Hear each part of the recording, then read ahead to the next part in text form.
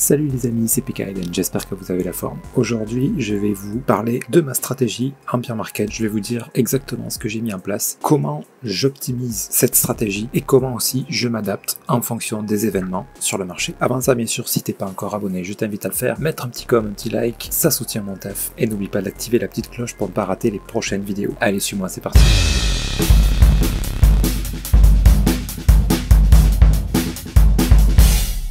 Donc alors voilà ma stratégie pour ce bear market.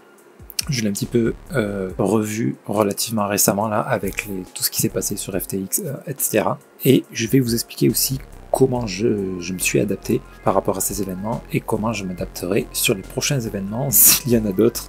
On espère qu'il n'y en aura pas d'aussi catastrophiques, mais sait-on jamais. Il faut toujours prévoir une manière de s'adapter et pas être pris au dépourvu le jour où ça arrive parce qu'on risque des pertes un peu plus importantes. Donc la première chose bien sûr c'est d'allouer un certain montant à étaler sur le temps, donc ce qu'on appelle le DCA, pour lisser notre prix d'entrée.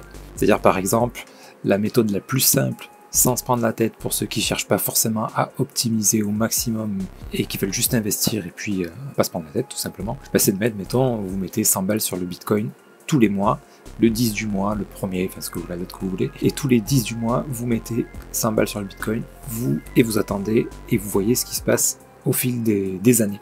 Donc ça c'est la première méthode. Donc c'est un petit peu ce que je fais, mais par contre pour l'optimiser, chaque mois je sais que j'ai un certain montant que j'injecte dans les cryptos. Alors pas forcément directement de la banque, des fois c'est des stablecoins que j'ai gardés et voilà, j'ai prévu d'injecter un certain montant chaque mois pour étaler en fait les achats et sans me fixer de date bien sûr. Ce que je fais bien sûr c'est en fonction des structures et ce que j'attends pour optimiser les points d'entrée. Par exemple, dans toute cette zone, si ça tombait dans le mois où je voulais acheter, ça tombait forcément dans le mois où je voulais acheter, ça a duré un mois cette histoire. Bon, là j'attendais une chute parce qu'on avait dit running, voilà, j'attendais ça. Donc j'ai pas acheté en octobre, j'ai attendu début novembre pour mettre la somme que j'avais allouée en octobre. Ok, exactement pareil en ce moment. Là, ce que je veux compte mettre en décembre, j'attends. J'attends quoi? J'attends ce potentiel running qu'il se termine. Et s'il se termine pas, que ça part à la hausse, à ce moment-là, c'est là que je vais adapter ma stratégie et la réadapter en fonction des corrections qu'on verra. Et s'il se passe 2 mois entre temps, pendant 2 mois je mets rien, j'attends de voir ce qui se passe et la somme que je devais allouer sur ces 2 mois, je l'injecterai en plusieurs fois dans les corrections, selon ce que la structure nous indique. Pour l'instant là il y a des grosses probabilités que ça descende, on l'a vu hier, donc je vais pas acheter là qu'on est presque en haut du running alors que j'attends un retournement juste derrière. Ça serait dommage, non, parce que ça reste quand même des bons prix, mais voilà, c'est comme ça que je cherche à optimiser. Et si le train part sans moi, ce que j'ai déjà investi, par exemple ce que j'ai mis là, je prendrai des profits quand j'aurai des signes de retournement et pendant la correction, je réinjecte les sommes donc qui sont en attente pour les mois de décembre, éventuellement janvier si ça traîne, plus le profit que j'aurais fait là. Donc au final, à moins qu'on ait vraiment un énorme pump, au final, quand je fais mes calculs, j'y gagne en faisant comme ça. Et bon, comme dans 90% du temps, les structures se valident de toute façon, ça concerne que 10% des cas. En général, ça se valide, on réinjecte, on est content de réinjecter plus bas. Ça, c'est la première chose. La deuxième chose, bien sûr, c'est de choisir ses projets, de se fixer quelques projets qu'on suit sur lesquels on veut investir. Donc moi, en période de bear market, bien sûr, j'ai réduit mon nombre de projets à très peu de crypto dans lesquels j'investis. Et bien sûr, essentiellement, Bitcoin et Ethereum parce que ça reste les plus sûrs sur le long terme, celles sur lesquelles on a le plus de recul. Voilà, quand on a moins de probabilité en fait de tomber à zéro. Donc c'est là-dedans que j'investis le plus. Après, j'ai quand même d'autres projets dans lesquels je continue d'investir. Le EGLD, le DOT, Sand, Gala, Matic, c'est dans l'ordre dans lesquels j'investis. C'est-à-dire que Matic, j'investis moins que sur EGLD. Et ensuite, une chose importante aussi, c'est d'avoir d'autres actifs en ligne de mire. Moi là, j'en ai quelques-uns. J'ai le NIR, Polis, Atlas, Solana, Link, Band. Et ceux-là, je les ai en ligne de mire. Et surtout, en fait, ça faisait partie de mes investissements les plus importants, mais avec les histoires qu'il y a eu sur FTX, les difficultés que rencontre Star Atlas, je n'ajoute pas d'investissement dessus. Et voilà. Ça, donc je limite mon risque en fait. C'est dans ces moments que j'adapte ma stratégie. C'est-à-dire que moi, ce que je fais aussi, c'est pas de me dire je mets 100 balles par mois sur tel truc, je me fixe un nombre exact de tokens que je veux. Par exemple, le sandbox, j'en veux à peu près 1000.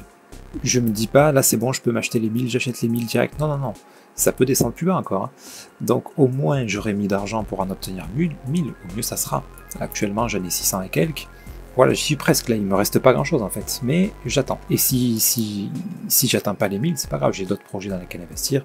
Si ça monte avant que j'ai pu acheter le token, c'est pas grave. Qu'est-ce qui va se passer si ça monte? Il va y avoir un grand B, je prendrai des profits sur mes 600, puis quand ça corrigera, je réinjecterai, et là les 1000 je les aurai sans problème. Vous voyez ce que je veux dire? Donc voilà, je vais continuer cette stratégie comme ça, et surtout ça, pas besoin de rajouter de l'argent. Vous voyez?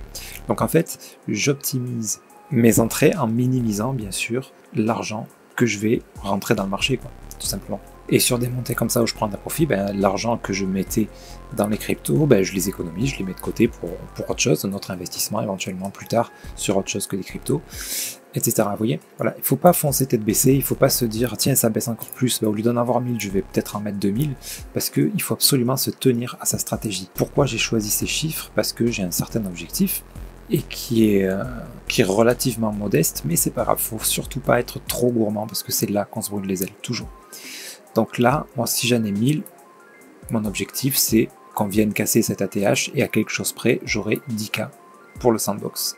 Pareil pour le gala, j'en prends 10 000. Voilà, pour le coup, ça j'ai déjà atteint mon objectif, donc même si ça tombe à 0, pas à 0, même si le prix est encore divisé par 2, ben je n'achète plus, tant pis.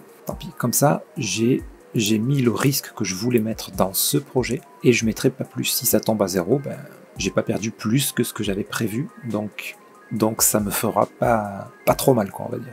Évidemment, je serais dégoûté que ça tombe à 0, mais voilà. Et pareil, même objectif. L'objectif, là, on est monté au dernier bull run à 85 centimes à peu près. Donc, bonne probabilité qu'on se rapproche des 1 dollar un jour ou l'autre. Donc, pareil, 10K pour le gala. DOT, encore une fois la même chose. Voilà, je me suis fixé un certain nombre. EGLD, je me suis fixé un petit peu plus. Ether, je me suis fixé beaucoup plus. Et Bitcoin aussi. Moi, Bitcoin, je l'achète régulièrement. De toute façon, j'ai pas de limite sur le Bitcoin. Et sur l'Ether, ma limite, elle est haute. Donc voilà. Je continuerai d'investir sur ces deux tant qu'ils resteront les stars des cryptos. Et ensuite, bien sûr, tout ça, je l'adapte éventuellement. Donc j'ai adapté par exemple le Solana. J'avais prévu d'en prendre 100. Ben, je vais limiter mon investissement à 50 Solana. Là pareil, j'attends une baisse, hein, je les achète pas comme ça là. Si je peux les avoir pour moins cher. J'avais prévu voilà, de me payer 100 Solana. Bon, bien sûr, s'ils tombent vraiment très bas, ben, je les prendrai, hein, les 100. Parce que c'était mon objectif de départ. Mais sinon, voilà, je reste pas gourmand. Du coup, l'argent que je mets en risque dans les cryptos, et surtout dans les cryptos qui ne sont pas Ethereum et Bitcoin, ben, ça reste un petit pourcentage de mon portefeuille, quoi. Les pertes possibles à faire là-dedans, bon, si vraiment je perds toutes les autres cryptos que Ether et Bitcoin, ça va être dur de repasser un positif, mais faudrait vraiment pas avoir de bol quand même, quoi. Sans ça, il suffit qu'il y ait 2-3 projets sur lesquels j'obtienne mon objectif, et ça remboursera toutes les autres pertes de toute façon, toutes les autres éventuelles pertes. Oui, donc tout ça, bon, je vais pas vous donner tous les chiffres de ce que j'ai calculé, bien sûr, c'est à chacun de faire en fonction de son mindset aussi, hein. Combien vous êtes prêt à risquer, et puis sans que ça vous stresse, quoi. Parce que si vous vous fixez d'avoir 1000 sandbox, mais que ça représente beaucoup pour vous, bon, aujourd'hui ça représente pas grand chose, hein. Mais voilà, si vous vous fixez, allez, vous dites, allez, 5000 sandbox, si ça monte à 1 dollar, ça fait beaucoup d'argent. 5000 sandbox, ça fait aussi aujourd'hui 2500 balles, même plus, presque 3000. Ouais, 3000 à peu près. 3000 balles, est-ce que vous êtes prêt à risquer ça, quoi? Vous voyez, c'est cette question-là aussi qu'il faut se poser, bien sûr. Bref, tout ça pour dire quoi? Tout ça pour dire, oui, pour s'adapter. Le Solana, par exemple, donc je m'en étais fixé un certain nombre, bah, je m'en suis fixé un nombre beaucoup moins important, sur lesquels, en plus, je fais du trading. C'est-à-dire que Solana, j'en avais racheté ce que j'avais perdu sur FTX, d'ailleurs, putain. Je les avais rachetés par là. Ben là, j'attends un running ici, comme sur Bitcoin. Et bien sûr, je me contente pas d'analyser le sol, hein, j'analyse Bitcoin. C'est-à-dire que là, Bitcoin, à tout moment, il peut se retourner là où on en est. Donc, j'ai vendu une partie des sols à profit pour réinjecter plus bas et obtenir mon objectif aussi, sans rajouter d'argent, parce que c'est un actif pour moi aujourd'hui qui est risqué. Il fait partie des plus risqués de ceux que j'ai choisis. Donc voilà comment je fais pour quand même investir, parce que je me dis si ça se relève au sol, il y a des profits intéressants à faire. Donc j'ai quand même envie d'investir dedans, mais sans sortir plus d'argent. Donc voilà, en optimisant mes trucs d'entrée comme ça. Voilà. Et si ça monte sans moi, de toute façon j'aurai pas de regrets, parce que aujourd'hui, je me souviendrai qu'aujourd'hui, de toute façon, j'ai pas envie de prendre trop de risques sur des actifs avec les news qu'il y a eu. Voilà, et puis des opportunités, on en aura plein de toute façon, il n'y a pas à se stresser. Donc c'est simple, on perd de l'argent dans deux cas, quand on est trop gourmand et trop pressé. Donc voilà, on se fixe des objectifs raisonnables. Si vous arrivez à vous fixer des objectifs qui vous permettent de rentrer au prochain bull run 10K sur chaque actif, ça fait quand même une belle somme à la fin.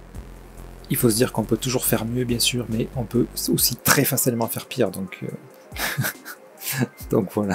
Et puisque ce que vous mettez pas, pensez aussi que moi, ce que je me dis aussi, c'est que ce que je mets pas et que je pourrais mettre sous l'effet du FOMO, avoir peur de rater une hausse, c'est de l'argent que je garde et que je pourrais utiliser un jour d'un gros crash, une grosse opportunité. Je me rappelle, avant de commencer à vraiment injecter de l'argent, je me rappelle de m'être fait la réflexion lors d'un crash que j'avais entendu dire, on commençait à entendre aux infos, gros crash, tout tombe à zéro, tout ça. Je me rappelle avoir pensé, il y aurait peut-être des coups à faire, mais bon, c'était compliqué à l'époque, je m'étais dit ce que tout le monde se dit, genre j'ai pas assez d'argent pour investir, c'est destiné aux riches, etc., etc. Alors que pas du tout, pas du tout. Et du coup, je l'avais pas fait et je l'avais amèrement regretté. C'est pour ça qu'aujourd'hui, j'ai établi des stratégies. Et surtout, je veux revivre l'euphorie qu'on a pu vivre là-dedans. c'est juste l'éclate. Même si ça arrive une fois tous les 5 ans, vraiment, ça vaut le coup de le vivre. Quand tous les matins vous vous réveillez, vous avez 1000 balles de plus, ou plus en fonction de l'investissement que vous avez mis. Mais moi, j'avais commencé avec des petites sommes. Et tous les jours, je voyais 500, 1000 balles de plus sur le portefeuille. C'était juste le kiff, quoi. Puis d'ailleurs, non, c'était pas dans cette montée-là. Enfin, si, dans cette montée-là aussi, je l'ai vécu, heureusement. Mais c'était dans les montées précédentes, là. Enfin, bref, voilà. Après, avec l'expérience, il faut savoir se dire, et c'est pas la peine de viser la lune. Visez des bons profits qui vont vraiment vous apporter, qui vont grossir votre portefeuille, mais de manière raisonnable.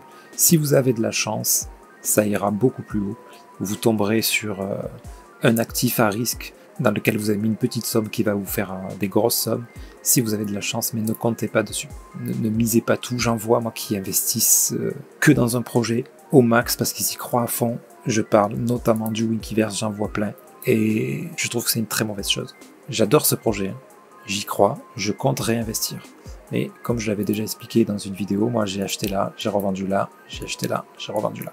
Et j'ai acheté à l'ICO, j'ai revendu là. Ok, on est dans une tendance baissière, on ne sait pas jusqu'où ça va descendre. Là, il y a de quoi déprimer, quoi, dans une structure comme ça. Il y a vraiment de quoi déprimer. Le projet n'est pas lancé. S'il se lance en bear market, on va voir, oui, peut-être une petite plus-value comme ça, mais ça va pas faire ça, quoi. Ça va pas faire ça tant qu'on n'aura pas une reprise de marché globale.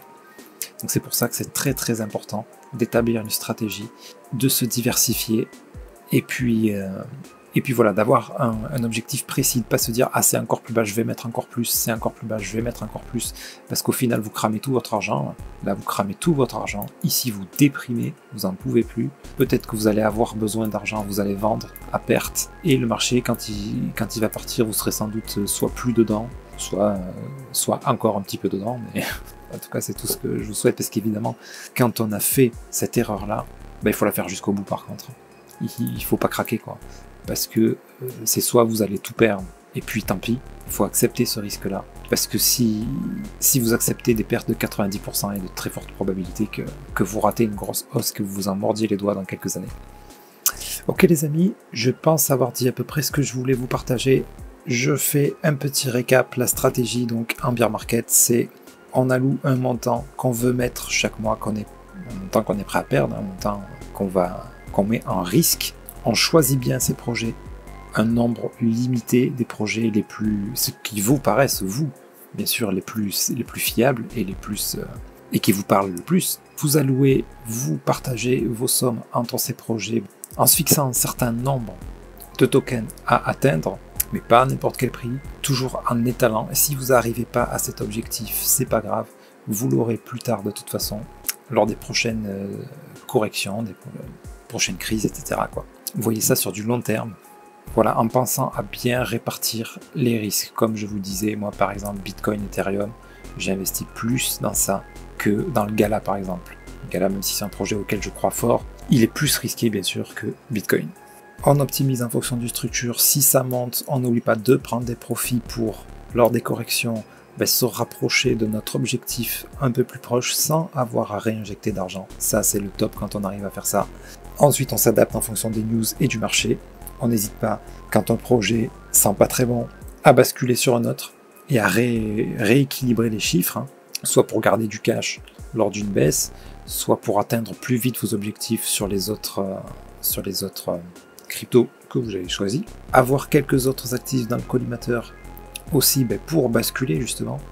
Par exemple, Gala, s'il se passe quelque chose sur le Gala, un truc comme ça, ce que j'ai mis sur Gala, je vais le basculer sur le Link par exemple, ou le Band. Vous voyez, ce genre de choses pour avoir une réponse toujours assez immédiate, quoi, de pas devoir, dans les moments de panique, de difficulté, pas avoir à prendre des décisions à ces moments-là, parce qu'en général, c'est pas là qu'on prend les bonnes, quoi. Ok les amis, sur ce, j'espère que cette vidéo vous sera utile, qu'elle vous aidera à établir votre propre stratégie, bien sûr, à adapter à votre mindset aux projets dans lesquels vous croyez. Et puis sur ce les amis, je vous souhaite une excellente nuit et je vous dis à très bientôt. C'était PKLN, merci.